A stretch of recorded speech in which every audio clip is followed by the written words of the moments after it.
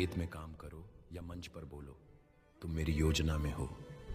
तुम्हारा स्थान संसार की दृष्टि में छोटा हो सकता है, पर मेरी दृष्टि में वह वही है जो मैंने रचा है। तुम्हारे जीवन का उद्देश्य तुमसे बड़ा है। वह केवल तुम्हारी सुविधा या सफलता के लिए नहीं है, वह दूसरों को आशीर्वाद देने के लिए है। वह तुम्हारी गवाही से निकलता है। वह तुम्हारे आंसुओं, तुम्हारी टूटी प्रार्थनाओं, तुम्हारी भटकन और लौट आने की कहानी से निकलता है।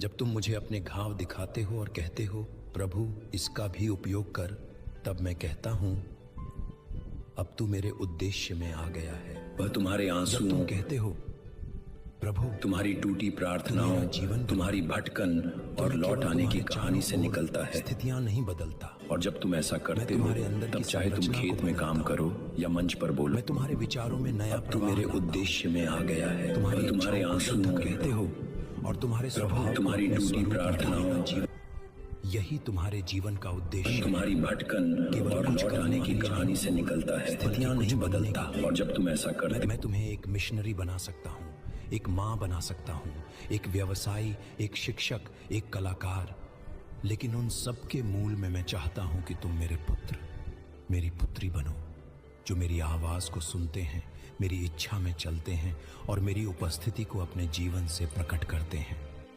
तुम्हारा उद्देश्य केवल क्या में नहीं है, वह क्यों में छिपा है। क्यों तुम जी रहे हो? क्या केवल अगले वेतन तक, अगले अवकाश तक, अगले लक्ष्य तक, या तुम उस एक शाश्वत लक्ष्य के लिए जी रहे हो? प्रभु, मैं तुझसे प्रेम करता हूं और तुझ में ही मेरी संतुष्टि है। जब तुम यह समझ लेते हो, तब तुम्हारी चाल धीमी हो जाती है, लेकिन स्थिर हो जाती है। तुम्हारा हृदय व्यस्त रहता है, पर अशांत नहीं। तुम्हारी आत्मा जागती रहती है, पर थकी नहीं रहती।